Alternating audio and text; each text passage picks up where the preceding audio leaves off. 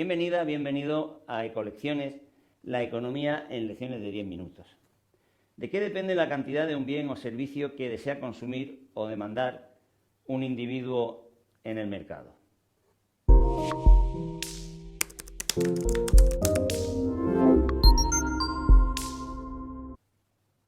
Ya sabemos que el mercado es el ámbito en el que los compradores y los vendedores tratan de ponerse de acuerdo sobre las cantidades y los precios de los bienes y servicios. Los productores llevan al mercado sus productos y allí los compradores deciden si desean comprarlos o no al precio al que se los están ofreciendo.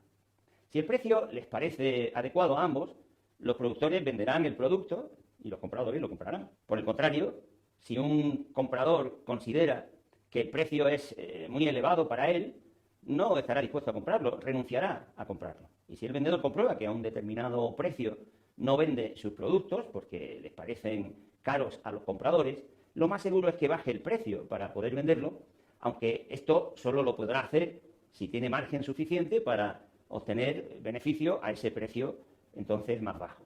Si no lo tiene, terminará saliendo del mercado y entrarán otros vendedores más eficaces, es decir, capaces de vender los mismos productos con unos costes más bajos que les permitan vender más barato.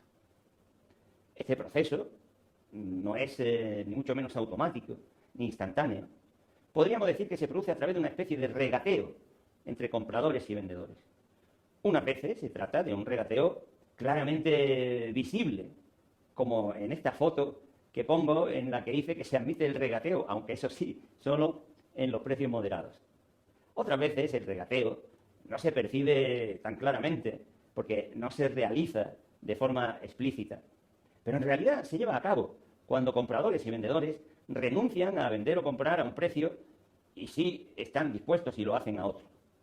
En este proceso se van estableciendo finalmente precios que satisfacen a ambos y que los economistas llamamos precios de equilibrio. En esta lección vamos a empezar a ver con algo más de detalle, aunque de una manera muy elemental, cómo se lleva a cabo todo este proceso analizando cómo actúa un consumidor que desea comprar un bien o un servicio.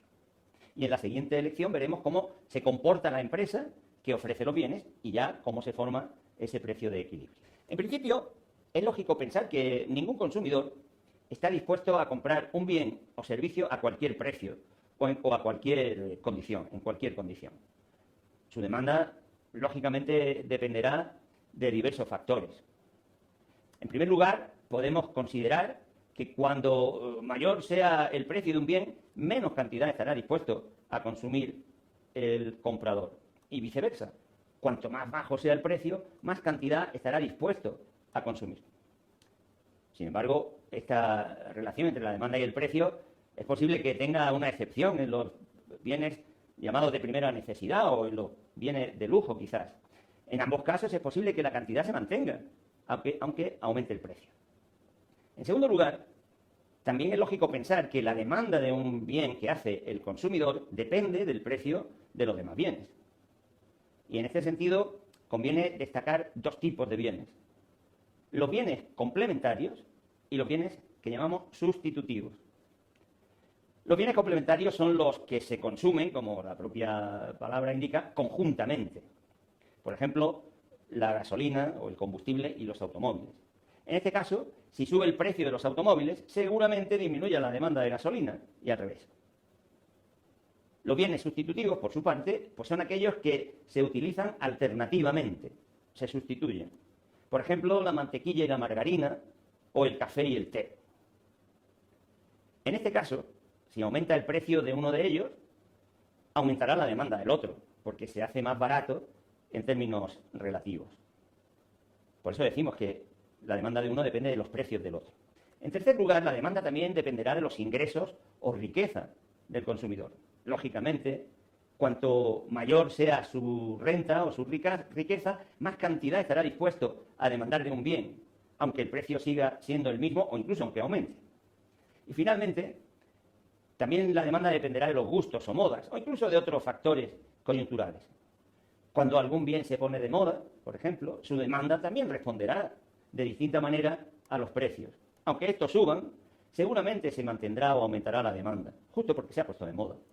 Y en una época de altas temperaturas, por ejemplo, pues la demanda de ventiladores subirá, aunque aumente su precio. Es lo lógico y lo normal. Pues bien, al tomar todas estas circunstancias en consideración, podemos definir lo que llamamos una función de demanda. Una función es simplemente una expresión que nos indica qué relación hay entre algo. Así, podemos decir que el número de paraguas que se venden es función del número de días que llueve al cabo del año. En nuestro caso, la función de demanda será la expresión de la relación que hay entre la cantidad demandada de un bien y esos 4 factores que acabamos de mencionar. La función de demanda de un consumidor indicaría, por lo tanto, que la cantidad que está dispuesto a demandar de un determinado bien depende del precio de ese bien, del precio de los demás bienes, de sus ingresos o riqueza, de los gustos y de esos factores coyunturales a los que he hecho referencia. Ahora bien, como ya dijimos en lecciones anteriores, si consideramos todos esos factores al mismo tiempo, no podremos determinar la influencia por separado de cada uno de ellos. Por eso recurrimos al procedimiento que ya conocemos, consistente en tomar cada uno de esos factores suponiendo que los demás permanecen constantes. Un procedimiento o condición que ya sabemos que llamamos, que se denomina ceteris paribus. Esta condición ceteris paribus nos permite hacer una simplificación y considerar que si se mantienen constantes los demás factores, la demanda de un bien solo depende del precio de ese bien. Y a partir de ahí podemos establecer una hipótesis básica para llegar a conocer cómo se obtiene el precio de un bien o servicio en el mercado. Una hipótesis que nos será útil más adelante. Ceteris paribus, es decir, manteniendo constantes los demás factores, cuanto más bajo sea su precio, mayor será la cantidad demandada de un bien. Los economistas decimos que eso significa que la función de demanda de un consumidor respecto a su precio es decreciente. La cantidad decrece a medida que sube el precio. Ahora bien, aunque acabamos de decir que la cantidad demandada depende del precio, ceteris paribus, no siempre lo hace con igual intensidad. Si aumenta, por ejemplo, un 20% el precio de las entradas del cine, es posible que dejemos de ir algún día que otro. Pero si el precio de un medicamento que necesariamente debemos tomar sube ese mismo porcentaje, lo más seguro es que no por ello dejemos de adquirirlo, porque es muy necesario para nosotros. Entonces, para poder medir la diferente respuesta que puede tener la demanda ante cambios en el precio, utilizamos el concepto de elasticidad precio de la demanda.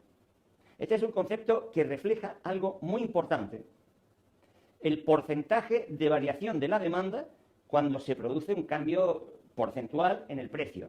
O dicho de otra manera, la intensidad de la respuesta de la cantidad demandada de un bien ante cambios en su precio. Y esta elasticidad de la demanda respecto al precio depende de varias circunstancias que es interesante tener presente. En primer lugar, de la naturaleza del bien. Como hemos señalado, un bien de primera necesidad tendrá una demanda muy inelástica, o sea, muy rígida, apenas reaccionará, pues las cantidades demandadas no se verán afectadas notablemente por cambios en su precio. Dependerá también de la existencia de más o menos bienes sustitutivos. Si hay muchas posibilidades de sustituir el consumo de un bien por otro parecido, decimos que sustitutivo, como ya sabemos, la demanda del primero será mucho más elástica respecto a su precio, cambiará más fácilmente. Si hay teatro, deportes, ópera, museos en nuestra ciudad, si sube un poco el cine, pues quizá lo sustituyamos por cualquiera de esas alternativas o bienes sustitutivos fácilmente. Pero si hay un solo cine, aunque suba el precio de las entradas, quizás seguiremos yendo porque no tenemos sustitutivos o alternativas. Otra circunstancia que influye en la mayor o menor elasticidad es la parte o porcentaje que el consumo de un bien representa en el total de la renta. Si la demanda de un bien representa un alto porcentaje, será más elástica, puesto que los cambios en el precio, lógicamente, afectarán mucho más al gasto total. Y finalmente, la elasticidad normalmente dependerá también del tiempo considerado. Es así porque a corto plazo, pues lo lógico es que tardemos más en reaccionar o en responder ante los cambios en el precio. Mientras que a medida que va pasando el tiempo, nuestra posibilidad de adaptación será mucho mayor. Tengo mucho interés en que te des cuenta de que este concepto de elasticidad es muy importante para las empresas o para las políticas públicas, también, por lo tanto, para los consumidores. Te pongo 2 ejemplos para que lo veas. Supongamos que una empresa desea aumentar sus volúmenes de ventas y que con ese objetivo decide reducir los precios. El éxito de esta estrategia dependerá de la elasticidad de la demanda del bien que venda. Si es muy elástica, si hay una gran respuesta a los cambios en el precio, con una pequeña reducción en el precio de venta podrá obtener o conseguir un notable aumento de las ventas que incrementará sus ingresos totales. Pero si la demanda es rígida, la reducción en el precio apenas aumentará sus ventas y no le compensará bajarlo porque no aumentarán sus ingresos. Por lo tanto, necesita conocer la elasticidad de la demanda de sus consumidores. Imaginemos, por otra parte, que el gobierno desea reducir la demanda de productos que considera nocivos, como el tabaco o el alcohol, y que entonces lo que hace es subir sus precios con ese fin. Es muy posible que la estrategia apenas sirva, porque lo normal es que la demanda de ese tipo de productos sea como bastante rígida, puesto que depende más bien de la adicción de los consumidores que del precio.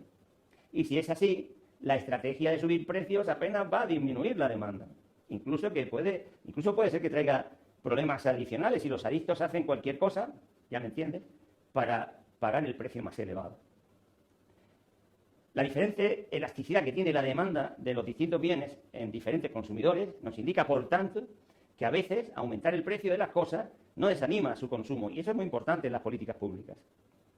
Quiere decir eso, por lo tanto, también que conocer la elasticidad de la demanda respecto al precio es muy, muy, muy importante a la hora de hacer políticas, no solo económicas, sino también sociales, puesto que es lo que nos puede decir si será útil actuar sobre una variable para influir en otra. En fin, sabemos ya, aunque haya sido muy sucintamente, cómo funciona la demanda del consumidor.